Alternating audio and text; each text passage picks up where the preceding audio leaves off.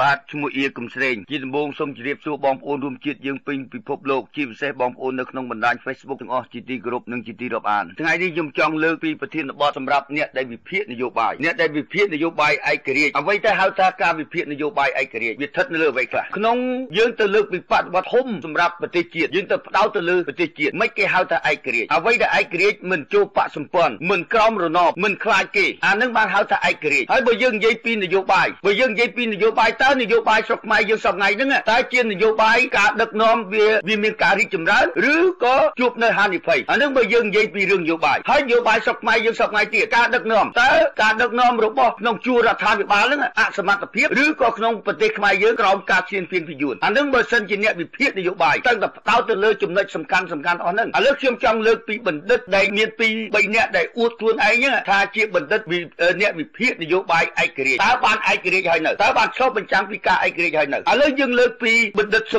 កទូតែខ្លួនឯងហ្នឹងតាំងងារខ្លួនឯងថាជាបណ្ឌិតឯករាជ្យតែខ្ញុំដាក់លោកឯងមកសាររួចហើយឥឡូវនេះលោកឯងមកបំពើនៅក្នុងសង្គមថែមទៀតឥឡូវខ្ញុំចង់វែកញែកពីបញ្ហាដែលហៅថានយោបាយយើងមើលឃើញរយៈកាលកន្លងមក34ឆ្នាំហើយក្នុង34ឆ្នាំមកទល់នឹងឆ្នាំ2013តើប្រទេសខ្មែរយើងអសមត្ថភាពក្នុងការដឹកនាំឬក៏ក្រោមការយួនឈានពានពីបានមកជាតិជ្រែកមកឈានពានទឹកដីខ្មែរហើយរយៈកាលកន្លងមកអ្នកដែលវិភាគបណ្ឌិតដែលហៅថាបណ្ឌិតនៃការវិភាគនយោបាយឯករាជ្យហ្នឹងតើបានឆ្លុះបញ្ចាំងតើយួនមកឈានពានទឹកដីខ្មែរទេបានបញ្យល់ប្រជាជាតិឲ្យយល់ដឹងថាតើយួនបានមកឈានពានទឹកដីខ្មែរឬក៏ក្រុមកពើហ្នឹងបំរើយួនសម្រាប់ខ្មែរហើយបានឆ្លុះបញ្ចាំងទេបើតាំងនាមខ្លួនឯងជាអ្នកឯករាជ្យបានបញ្ជាក់ឲ្យប្រជាជាតិដឹងទេហើយបាននិយាយពីប្រវត្តិសាស្ត្រនៃការពិតទេបើសិនជាខ្លួនឯងជាអ្នកវិភាគនយោបាយឯករាជ្យរយៈកាលកន្លងមកយើងមិនដែលមានសារព័ត៌មានមួយណានិយាយថាយួនហ្នឹងបានមកឈានពានទឹកដីខ្មែរទេហើយរយៈកាលកន្លងមកហៅការវិភាគនយោបាយមិនដែលឃើញឆ្លុះបញ្ចាំងពីគណៈបកកពើហ្នឹងបំផ្លាញជាតិសម្លាប់ជាតិខ្មែរយ៉ាងម៉េចធ្វើវិនិស្សកម្មទៅលើខ្មែរយ៉ាងម៉េចរុនកម្មខ្មែរគ្រប់បំណែកទាំងអស់តែអ្នកនយោបាយទាំងអស់ហ្នឹងដែលថាខ្លួនឯងជាបណ្ឌិតវិទ្យាសាស្ត្រនយោបាយហើយជាបណ្ឌិតដែលឯករាជ្យមិនចូលបកសម្ព័ន្ធតែបាននិយាយពីការពិតអស់ហ្នឹងទេខ្ញុំលើកពីបណ្ឌិតគេហៅថាបណ្ឌិតសង្ងំសុកដូចជាបណ្ឌិតសុកទូចអាហ្នឹងគេហៅថាខ្លួនចិត្តតូចសម្ដីខ្លាំងក្បាលប៉ិនបកកសាងសម្ដីដូចអាចនៅបណ្ឌិតមួយទៀតបណ្ឌិតកែមលីគឺជាបណ្ឌិតសង្ងំសុកអត់បាននិយាយពីការឆ្លុះបញ្ចាំងទៅដល់ប្រជាពលរដ្ឋជាពិសេសយុវជនដែលរងចាំរៀនសូត្រពីបណ្ឌិតអស់ហ្នឹងតើបាននិយាយពីការពិតទេប្រទេសខ្មែរយើងអ្នកណាដែលចូលមកឈានពានតើយើងយល់ព្រមឬក៏អត់ទេយើងមើលសកម្មភាពយួនធ្វើសកម្មភាពលើស្រុកខ្មែរយើងសពថ្ងៃហើយយើងមើលទៅគណៈបកកពើហ្នឹងតើគេបំរើយួនសម្រាប់ខ្មែរឬក៏អត់ហើយបណ្ឌិតទាំងអស់ហ្នឹងបានឆ្លុះបញ្ចាំងឲ្យអត់ឥឡូវបណ្ឌិតកែមលីដែលថាខ្លួនឯងថាបណ្ឌិតកែមលីបណ្ឌិតសង្ងំសុកហ្នឹងបានឆ្លុះបញ្ចាំងទេខ្លួនឯងទៅចង់បង្កើតយុវជនឲ្យធ្វើនំដើម្បីទៅសុំចរចាបែរជាលោកឯងមិនទៅសុំចរចាជាមួយនឹងអាក្រុមកពើហេតុអីបានលោកឯងមកសុំចរចាទៅជាមួយនឹងគណៈបកសង្គ្រោះជាតិដូចជាគណៈបកសង្គ្រោះជាតិហ្នឹងដែលមើលឃើញពីអត្តពលមើលឃើញពីសកម្មភាពដែលគេជិះជាន់ខ្មែរយើងយ៉ាងម៉េចគេធ្វើបាបខ្មែរយើងយ៉ាងម៉េចគេយកទឹកដីខ្មែរយើងយ៉ាងម៉េចគេបំផ្លាញជាតិខ្មែរយើងយ៉ាងម៉េចលោកឯងមើលឃើញទាំងអស់ហ្នឹងក្នុងរយៈកាលដែលលោកឯងបានចូលនៅលើអង្គការក្រៅរដ្ឋាភិបាលហ្នឹងតើលោកឯងបានមកពីអ្នកណាបើគ្មានថ្ងៃ23ដុល្លារ91ទេលោកឯងគ្មានសមត្ថភាពទៅអង្គុយនៅស្រុកខ្មែរទេលោកឯងមើលតាំងពី79មកទល់ឆ្នាំ93លោកឯងបានអង្គុយបានធ្វើជាបណ្ឌិតបម្រើថ្ងៃ7មករាហ្នឹងទេដូចជាលោកឯងកុំអោយអំណាចខ្លួនឯងនិយាយឯករាជ្យបើខ្លួនឯងឯករាជ្យមួយម៉ាត់ហ្នឹងមិនក្រោមរណបនេះណាមិនខ្លាចអ្នកណាអ្វីដែលលោកឯងត្រូវនិយាយបញ្ជាក់ពីប្រទេសជាតិហ្នឹងកំពុងទៅជួបនៅហានិភ័យអីខ្លះអាហ្នឹងដែលលោកឯងត្រូវការបញ្ជាក់អស់ហ្នឹងរយៈកាលកន្លងមកលោកឯងមិនតែបញ្ជាក់អស់ហ្នឹងទេលោកឯងក៏នៅលើកទៅវាយតាអង្គការក្រៅរដ្ឋាភិបាលដែលលោកឯងនិយាយរយៈកាលកន្លងមកលោកឯងមិនបានឆ្លុះបញ្ចាំងឲ្យថាប្រទេសជាតិហ្នឹងត្រូវកោងការយួនឈានពានទេលោកឯងអត់បាននិយាយអីទាំងអស់លោកឯងគេហៅថាបណ្ឌិតសង្ងំសុកយកតែសុកតែខ្លួនឯងបំផ្លាញជាតិតើលោកឯងកំពុងរស់នៅលើទឹកដីអីហ្នឹងលោកឯងកំពុងតែរស់នៅលើទឹកដីខ្មែរហើយមិ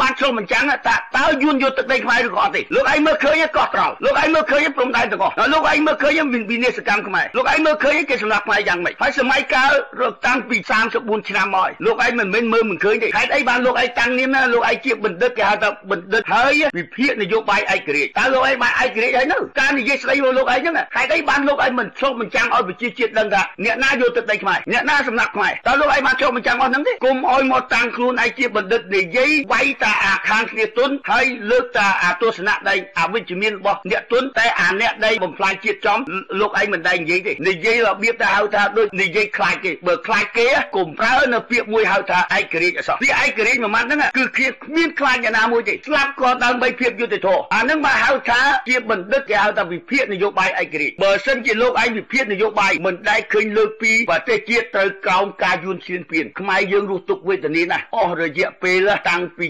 75មកទល់នឹងសប្តាហ៍ហ្នឹងបានន័យថាបញ្ហាទាំងអស់តើបណ្ដាលមកពីអ្នកណាលោកឯងក៏អត់ព្រមនិយាយហើយកុំអោយតាំងងារជាអ្នកវិភាគនយោបាយឯករាជ្យអសោះបញ្ហាដែលសំខាន់ទាំងអស់ហ្នឹងដែលលោកឯងមកតាំងខ្លួនថាអូជាអ្នកវិភាគនយោបាយឯករាជ្យចង់ប្រមូលកម្លាំងយុវជនទៅធ្វើជានំមួយដាក់ទៅសុំគេរយៈកាលកន្លងមកលោកឯងហេតុអីបានមិនព្រមប្រមូលទាំងអស់ហ្នឹងជំរុញជាតិទាំងអស់ហ្នឹងឲ្យគេដឹងថាឥឡូវហ្នឹងសង្គមជាតិខ្មែរយើងត្រូវក្រោមការយួនឈានពៀនពីយួន34ឆ្នាំហើយលោកឯងមិនដែលនិយាយទេលោកឯងមិនមកមើលឃើញទេយ៉ាងម៉េចហើយបើលោកឯងមើលមិនឃើញទេណាកុំយកពាក្យទស្សនៈមួយគេហៅថាអ្នកវិភាគនយោបាយឯករាជ្យអសោះខ្ញុំគ្រាន់តែចង់លើកពីបញ្ហាដែលនៅក្នុងបណ្ឌិតសងំសុកលោកឯងហ្នឹងបើលោកឯងចង់សងំសុកសងំទៅតែបើចង់និយាយពីរឿងឯករាជ្យឲ្យខ្លួនឯងឯករាជ្យឲ្យពិតប្រាកដចាំនិយាយពីរឿងឯករាជ្យតែលោកឯងមិនមែនអ្នកឯករាជ្យទេលោកឯងឡើងក៏ត្រូវចុះក៏ត្រូវខ្ញុំស្ដាប់រាល់ពាក្យរាល់ឃ្លាទាំងអស់លោកឯងវាយតែមកខាងឯងអត់បានចូលនៅក្នុងលក្ខណៈគេថាសង្គមជាតិយើងកោជបលោកឯងមើលឃើញកោជបតែកោជបនឹងវាឯករាជ្យឬក៏កោជបបំរើយួនសម្រាប់ខ្មែរមើលឃើញសកម្មភាពដែលវាធ្វើយ៉ាងម៉េចខ្លះមិនមែនលោកឯងមិនឃើញទេតែលោកឯងមិនបានបញ្ជាក់ឲ្យប្រជាជាតិឲ្យដឹងថាអ្វីគេហៅថាខុសហើយនឹងត្រូវយើងមើលឃើញសកម្មភាពទាំងអស់នយោបាយរាប់សិបឆ្នាំដែលប្រជាជាតិខ្មែរយើងមិនដឹងពីឧបាយកលទាំងអស់ដោយសារអីដោយសារបណ្ឌិតអស់ហ្នឹងឯងដែលបណ្ឌិតសងំសុកយកតែរួចខ្លួនឯងនិយាយបំភ្លឺពីការពិតទាំងអស់មិនដែលនិយាយចំហើយមកតាំងខ្លួនឯងជាអ្នកឯករាជ្យបើសិនជាលោកឯងបំរើអ្នកខាងណាមួយឲ្យទៅបំរើខាងហ្នឹងកាន់ជើងខាងហ្នឹងអានេះខ្ញុំអត់ថាទេតែអ្វីក៏ដោយលោកឯងយកអាពាក្យមួយគេហៅថាអំណះអំណាងនៅភាពពាក្យខ្លួនឯងឯករាជ្យអាហ្នឹងហើយធ្វើឲ្យប្រជាជាតិយើងពុលសពថ្ងៃហ្នឹងហើយពីបញ្ហាដែលបណ្ឌិតមួយទៀតដែលខ្ញុំដាក់មកសាររួចហើយគេហៅថាបណ្ឌិតចិត្តតូចសម្ដីខ្លាំងប៉ាប៉ិនបកកសាងសម្ដីដូចអាចលោកឯងមកលើកថ្ងៃលើកនៅក្នុងសម័យពលពតបង្កបញ្ហាយុវជនហ្នឹងតែលោកឯងចែកឲ្យច្បាស់លាស់ឥឡូវខ្ញុំដាក់នៅសម្លេងលោកឯងហើយខ្ញុំវិនិច្ឆ័យពីនឹងឲ្យទៀតគេបែកចែកយុវជនជា4យុវជនឧទាហរណ៍ខ្ញុំសូមបន្តិចទៅតាមពិតខ្ញុំអត់តែនិយាយយុវជនដែលជួយដូចកាប់បាត់ក្រហមដែលជួយចាយុវជនអត់មានស្អីហ្នឹងទៅណាអានឹងហើយវាប្រមូលមកវាបានជាយុវជនសង្គ្រោះជាតិហើយកុំភ្លេចណាអានឹងនឹងសារអីទៅសារបែងចែកយុវជនហើយឯងបានអាពោតសម្រាប់មនុស្សងាយស្រួលមែនដោយសារគេបែងប្រជាជនជាជាតិជាផ្នែក7មករា17មេសាប្រជាជនចាស់ប្រជាជនថ្មីអានឹងសម្រាប់គ្នាតហើយអានឹងហើយបើយើងដាក់បើអ្នកនយោបាយឆ្លាតកុំដាក់យុវជនដែរយុវជនកម្ពុជាអញ្ចឹងលេខបែងចែកបាត់ហើយការដែលបែងមកបដិលោកឯងនិយាយពីកម្លាំងយុវជនហើយលោកឯងបានលើកឡើងពីសម័យពលពតសម្រាប់មនុស្សបែរជាលោកឯងមិនលើកថ្ងៃ7មករាសម្រាប់មនុស្សលោកឯងលើកសម័យក្នុងសម័យពលពតសម្រាប់មនុស្សពលពតវាជារបបខ្មែរក្រហមមែនតែនៅក្នុងហ្នឹងវាមានពួកប្រធានសេនាពួកចារកិច្ចរបស់យួនតែខ្ញុំតែងតែបញ្ជាក់លោកឯងឲ្យបានច្បាស់លាស់អាហ្នឹងគេហៅថាបំពុលនៅក្នុងសង្គមធ្វើឲ្យសង្គមយើងមិនដឹងថាប្រវត្តិសាស្ត្រអ្វីមួយទៅពិតប្រាកដបែរជាបណ្ឌិតលោកឯងហ្នឹងគេហៅថាបណ្ឌិតលឹកជើងកពើលោកឯងហ្នឹងទៅនិយាយអត់ដឹងក្បាលដឹងកន្ទុយហើយមកបំពុលប្រជាជាតិរបបខ្មែរក្រហមយើងមិនអាចហៅរបបពលពតទេក្នុងរបបខ្មែរក្រហមដែលខ្ញុំបានបញ្ជាក់ប្រាប់ហើយវាចែកចេញជាពីរមួយគេហៅថារបបក្រោមចិនការគ្រប់គ្រងក្រោមចិនអាហ្នឹងគឺក្រមពលពតមួយទៀតក្រោមយួនគឺសម្ព័ន្ធខ្មែរយើងមិញដែលមានហេងសំរិនជាស៊ីមហ៊ុនសែនអ្នកណានាំយួនចូលមកនេះជាបញ្ហាដែលលោកឯងត្រូវការចូលបញ្ចាំងឲ្យយុវជនទាំងអស់ឲ្យដឹងថាតើអ្នកណាសម្លាប់ខ្មែរយើងលោកឯងទៅយល់ថាពលពតសម្លាប់ខ្មែរបើសិនជាពលពតសម្លាប់ខ្មែរថ្ងៃ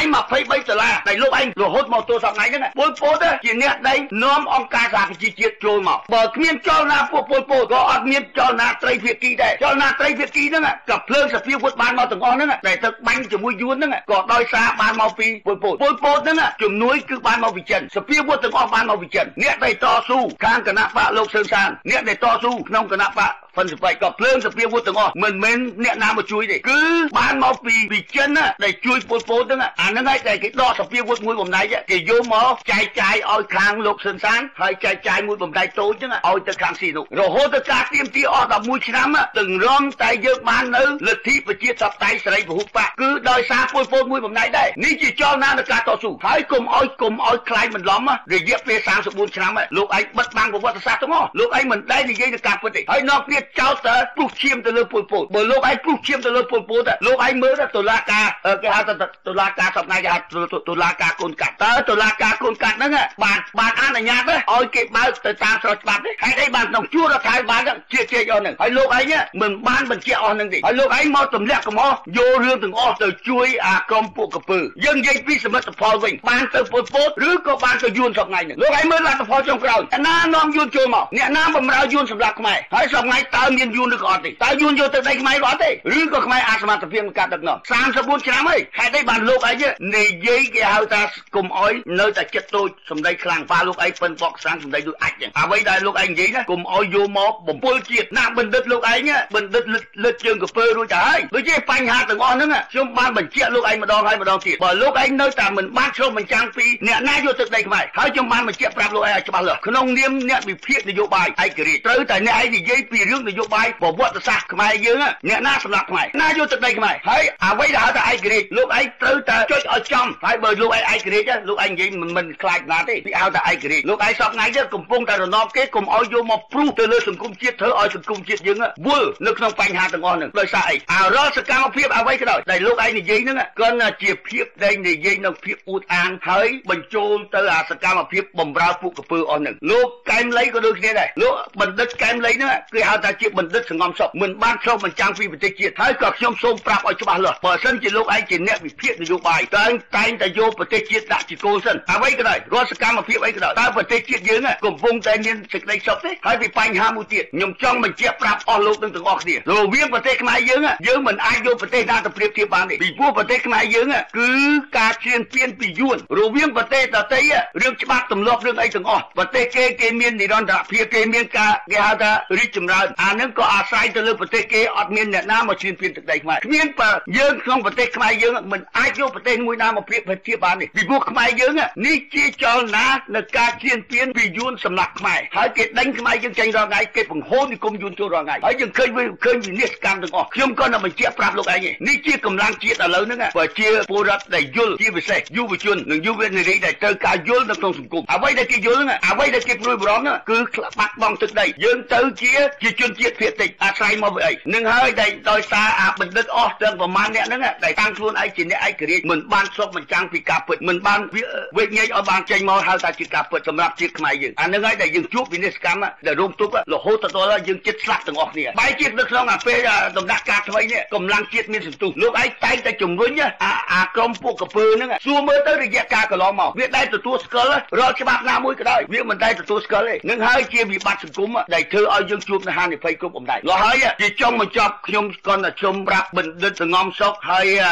យមួយទៀតគេហៅបណ្ឌិតចិត្តតូចសម្ដីខ្លាំងក្បាលពិនបកសាំងសម្ដីអត់ទៅឯងគុំឲ្យយកទស្សនៈមួយគេហៅថាអ្នកវិភាគនយោបាយឯករាជ្យអីសោះលោកឯងគ្មានសមត្ថភាពនឹងបើវិភាគនយោបាយឯករាជ្យទេពីព្រោះលោកឯងមិនបានឯករាជ្យរួចទៅហើយនិយាយអត់ហ៊ានវាយគេចំមុខនិយាយអត់ហ៊ាននិយាយអីទាំងអស់ដល់អ្នកឯងវាយតែអ្នកខ្សោយតែអ្នកឯងមិនបានវាយអ្នកខ្លាំងអ្នកខ្លាំងហ្នឹងតាមកពិតវាមិននេះវាយកអំណាចបំរើយួនសម្រាប់ខ្មែរហើយលោកឯងមើលឃើញណាស់គ្រប់វិនិច្ឆ័យគ្រប់កម្មភាពទាំងអស់ហើយលោកឯងបានមកអង្គុយកៅអីហ្នឹងដូចយើងនិយាយពីបណ្ឌិតសង្ងំសុខណាកែមលីហ្នឹងនិយាយអីក៏ដោយមិនដែលឃើញនិយាយពីឯករាជ្យទេខ្លួនឯងតែតាំងខ្លួនឯងជាអ្នកឯករាជ្យតែអ្វីដែលការនិយាយហ្នឹងបានតែអាស៊ីសេរីហ្នឹងយកទស្សនៈលោកឯងយកទៅវិភាគតែវិភាគលោកឯងហ្នឹងមិនបានឆ្លុះបញ្ចាំងថាតើវិធីសាស្ត្រដែលក្នុងគណៈបកកពើហ្នឹងគេសម្លាប់ខ្មែរយើងយ៉ាងម៉េចគេគម្រាមកំហែងយើងយ៉ាងម៉េចហើយបើលោកឯងខ្លាចគេគម្រាមកំហែងលោកឯងកុំតាំងងារថាខ្លួនឯងជាគេហៅថាជាអ្នកវិភាគនយោបាយឯករាជ្យអីសោះពីព្រោះវាឯករាជ្យមិនខ្លាចស្ដាប់និយាយខុសគឺខុសត្រូវគឺត្រូវអាហ្នឹងគេហៅថាអ្នកឯករាជ្យមិនចោះញោមមិនខ្លាចអ្នកណាអាហ្នឹងគេហៅថាឯករាជ្យតែបណ្ឌិតលោកឯងនេះគេហៅថាបណ្ឌិតសង្ងំសុខហើយបើសិនជាបណ្ឌិតសង្ងំសុខហើយសង្ងំទៅតែកុំព្រុសទៀតហ្នឹងបើសិនជាលោកឯងចង់ជួយជាតិខ្មែររាល់សពេលវេលាទាំងអស់ខ្ញុំមិនដែលឃើញលោកឯងនិយាយអ្វីពីអវិជ្ជមានរបស់រដ្ឋាភិបាលហើយអវិជ្ជមានរបស់យួនដែលយួនចូលមកទឹកដីខ្មែរហើយបំបញ្យល់ប្រជាជាតិខ្មែរយើងថាខ្មែរយើងសប្តាហ៍នេះត្រូវយួនឈានពានត្រូវយួនលេបទឹកដីលោកឯងអត់បានបញ្យល់អស់ហ្នឹងហើយនេះហើយជាវិបត្តិសង្គមដែលរយៈកាលកន្លងមកតែអ្នកនយោបាយមួយចំនួនបណ្ឌិតមួយចំនួនតែធ្វើឲ្យសង្គមជាតិយើងពុលបណ្ឌិតមួយចំនួនមួយលើកជើងស៊ីអនុទៅខ្លះទៅលើកជើងក្រុមពួកកពើទៅដល់ហើយសង្គមជាតិយើងអត់មានការនិយាយអត់មានអ្វីដែលហៅថាបញ្ជាក់ធ្វើឲ្យសង្គមជាតិខ្មែរយើងរហូតទៅទល់យុវជនចំនួនក្រោយគ្នាអត់ខ្លាចទេឥឡូវហ្នឹងបើមិនងើបនៅពេលហ្នឹងស្លាប់នៅពេលក្រោយបើស្លាប់នៅពេលនេះប្រសើរជាជាតិស្លាប់នៅពេលក្រោយស្លាប់នៅពេលនេះមានកិត្តិយសដើម្បីជាបបផែកនៅការទាមទារទឹកដីមក វិញតែបើស្លាប់នៅពេលក្រោយស្លាប់ដោយភាពអាណោចអាធំហើយគ្មានអាណាជួយមើលទៀតលើខ្ញុំលើកឧទាហរណ៍ជាក់ស្ដែងនៅក្នុងបុរីកីឡាគេយកទៅចាក់ចោលគាត់នៅខ្ញុំបានបញ្ជាក់យ៉ាងយូរបំផុតហើយនៅក្នុងរយៈពេលតែ2ឆ្នាំឯងខ្មែរយើងនឹងស្លាប់ទាំងអស់មកដោយសារអីដោយសារកត្តាជីវភាពយើងបានចំណូលមកពីណាហើយកន្លែង